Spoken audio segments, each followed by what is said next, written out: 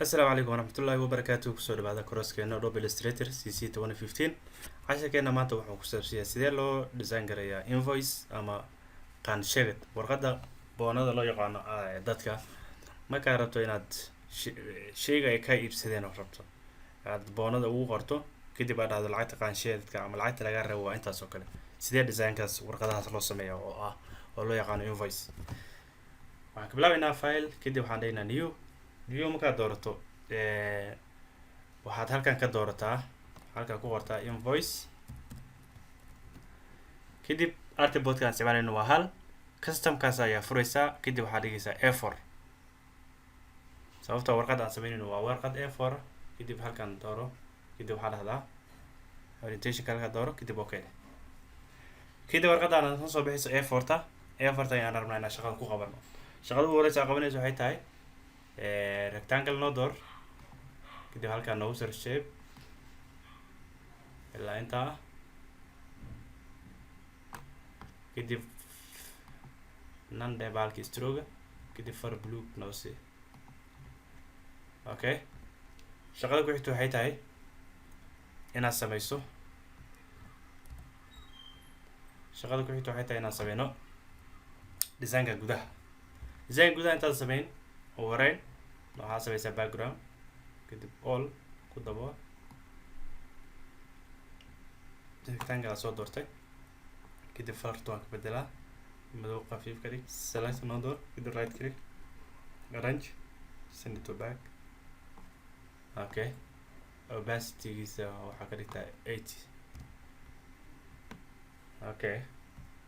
intaa markaa sameyn labadan highlight noo saar kadib lock noo leh object kadib block selection okay. background markaan sameyno waxaan sameynaynaa gudaha qaybtan ku jirto oo ah qaybtan ay ku qoran tahay item description unit price quantity iyo total. sidee loo sameeyaa iyagan waa rectangle noo soo door halkaan kadib halkaan noo door kadib ilaa halkaa intaa noo sawir kadib farta waxaa noo siisaa red markaa siiso qaybtan waxay ahayd waxay ka koobneyd laba qaybood waa noo kala jaraysaa halkaan click ku leh kadib maqaski noo door right click halkaan soo door maqas kadib halkaan noo jarno click okay. rectangle waa la kala jaray qaybtan color ka bedel waxaa siisaa like this one yeah colorkaas oo kale see okay. kadib qoraaladii ku dul qor marka halkaan waxay ahayd item description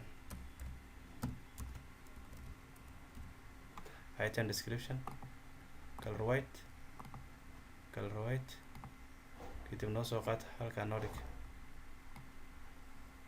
kadib farta wax yaraan ku daro okay. kadib far yaro bool aan raadino halkaan noo door kadib hoos ka soco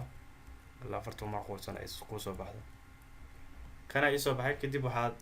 sameysaa kuwii kale haltaadu hay left soo jiid kadib waxaa halka ku qornaa unit price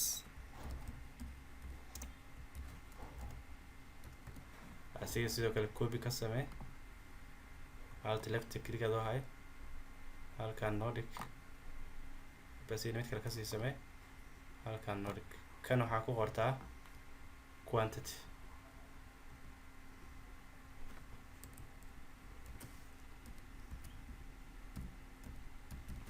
kan waxaa noogu qortaa total okay. kan wax yar soo sig ilaa halkaan noo keen okay. item description maxay tahay waxa waaye sheyga lagaa gatay ama shaqada lagu qabtay halkaan lagu qoraa. unit price waxa waaye qiimaha lagu dhuftay sheygaas halkaan waxaa gelinaysaa quantity intuu ka kooban yahay halkaan waxaa gelinaysaa total okay. intaas markaa sameyso kadib waxaan bilaabaynaa design-kii hoose oo ah laymankan line see loo sameeya waa kana line click halkaan gey shift adoo haysi line straight noqdo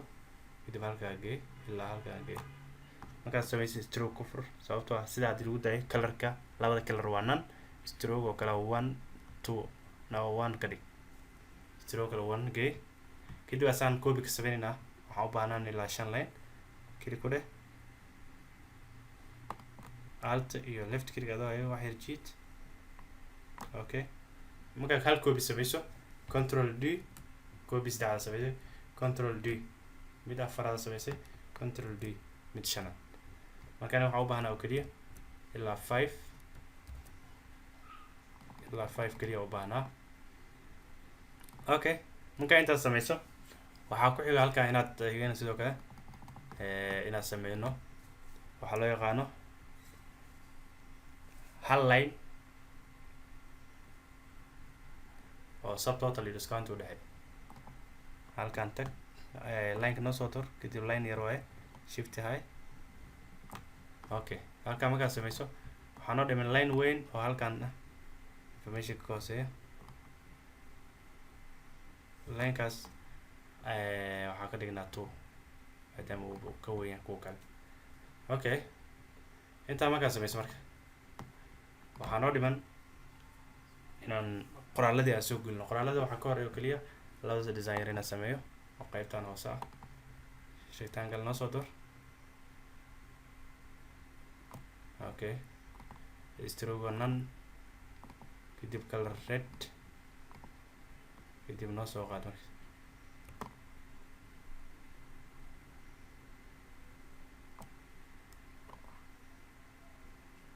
okay midkaan color ka bedel waxaa siisaa like this color okay kan waxaa ku qortaa grand total noo soo qaad noo dulkeen halkaan white ka dhig colorka halkaa karana totalkan ku qori doona marka okay intaa markaa samayso halkan hore invoice noogu qor oo capital ah invoice white halkaan okay halkaan okay size ku dar okay intaa markaa samayso halkaan loogada geeska noo saaran halkaan loogada noo dhig company-ga okay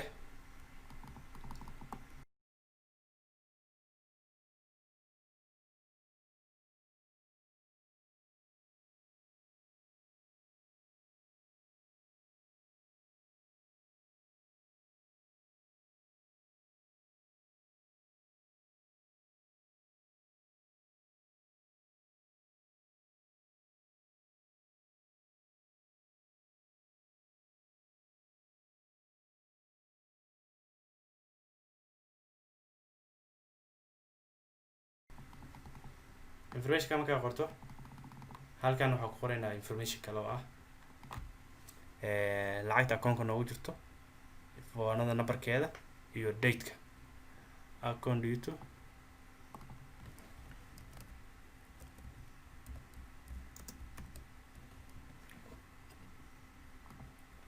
okay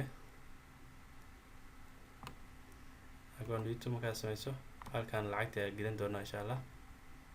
علامة دولار نصر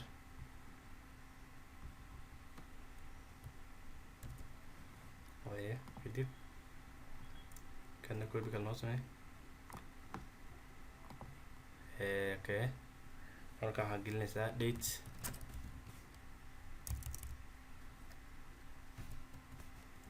date ka 15 6 okay dateka ayaga hooseeya waxaa ka hormarinaa waxaa loo yaqaano invoice numberka boonada numberkeeda invoice number 00223 like this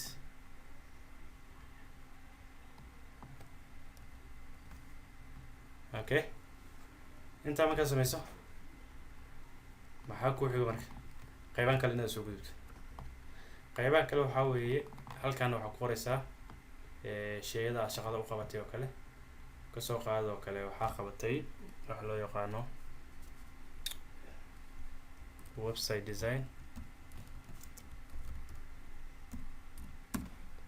website design halkan nooge halta soo qabo kana waxaad shaqo kale u qabatay invoice u daawacday halkan tag waxaa kaloo qabatay calendar okay waxaa kaloo qabatay logo kale okay halkan tag waxaa kaloo qabatay ID card oo kale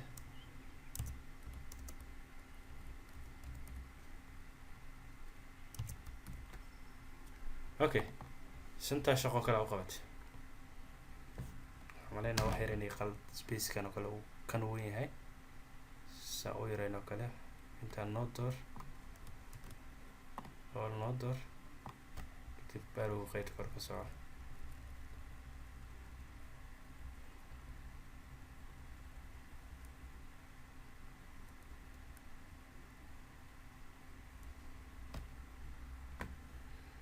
website ka kala galkee ID card kala kada dhexgee okay waa sii basa kartaa oo kale shaydan oo kale haddaa u baahnato oo kale kan copy ka samee haltado haya halkaas gees oo kale control D oo kale sameyso waxaad sii gasho haddaa u baahnato oo kale okay kadib marka item description ka qabanay unit price kiisa qiimaha meeqa oo imisa unit price oo kale kasoo qaad website oo kale waxaan ku sameynay $250 $1 ka hormaray $250 ka qaban shaqadeeda halkaan noo dhig shift copy meeqa quantity tag meeqa sameyn website u sameyn website waxaan u sameynay ugu yaraan 3 website oo kale markaasaa u sameyso oo kale kan oo kale ID card oo kale waxaan u sameynay ID card oo kale waxaan u sameynay 25 oo kale kasoo qaad zero ka tiro kaliya haye invoice oo kale meeqaan sameynay invoice oo kale at least 200 okay calendar oo kale meeqaan sameynay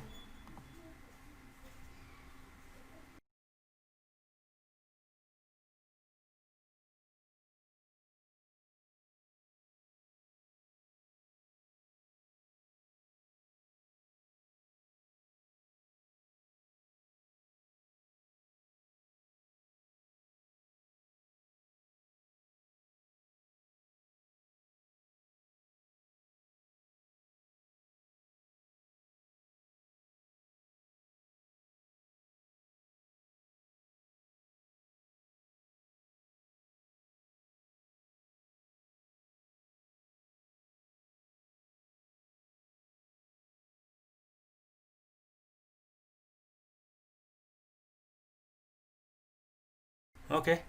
waxaa isku dhuftaa 253 oo kale tiradooda waxaa waaye waa 750 markaa isku dhufato 750 noo soo qaata halkaa noo gee waa totalka okay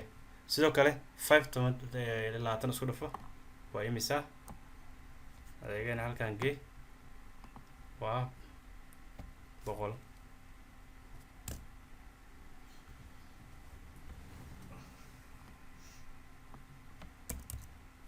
100 okay hal marka waan copy aan sameysto control D okay kuwaan isku dhufo waa 300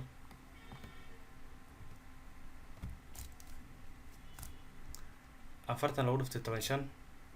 waa 600 konton lagu dhuftay 4 waa 200 okay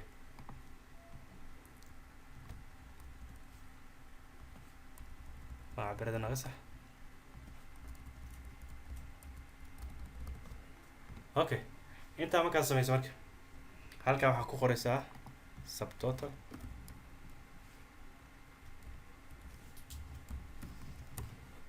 subtotal halkaan geli.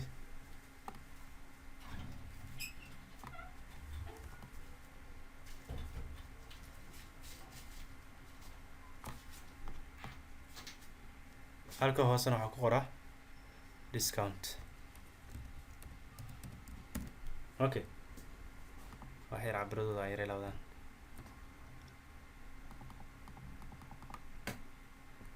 Okay, discount meeqaa samayn karnaa kale 5%. halkaa noo geli marka.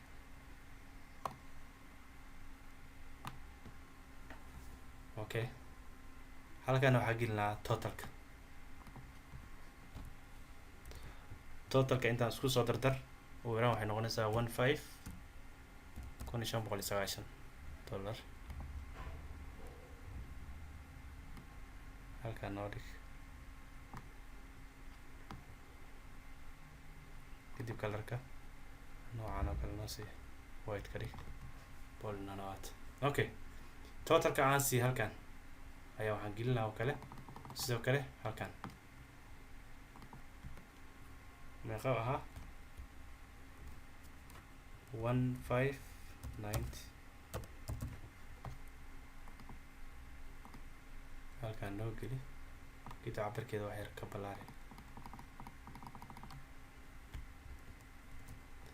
kadib colorkeeda white oo kale ka dhig. Okay,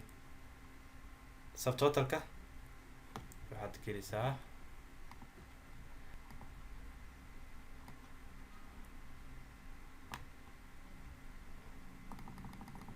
okay. qaybta kore marka dhameey waxaa ku marka qaybaha hoose waxaa ku qoran instructionadii oo ah payment method qaabka lacagta loo bixinayo, lacagta xilliga lagu bixinayo, iyo qofka cashier-ka iyo information-kan oo kale. horta waxaad ka helaysaa si loo soo degso taqaanaa akoonadan oo kale soo degso. kadib halkaan kayso noo soo qaad anaga.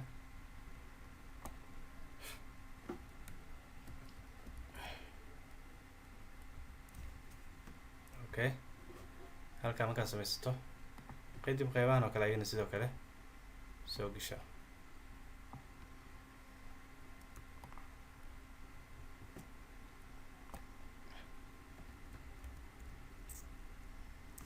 qaybahan oo kale waxay ka hadlayaan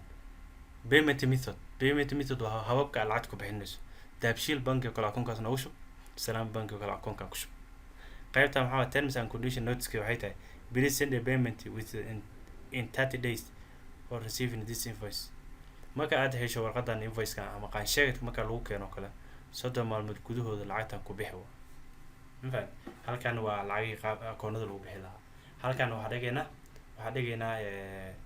qofka cashier-ka ah magaciisa iyo saxiixiisa kale noo soo qaad. cashier-ka saxiixeena anaga waa Mohamed Ahmed, waa account manager saxiixiisna waa ka. Okay,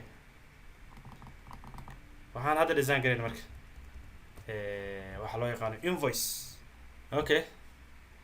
marka insha Allah casharkeena halkaas ayaan kusoo gabagabaynaynaa. hada wabillahi tawfiiq, wassalaamu calaykum ورحمة الله وبركاته.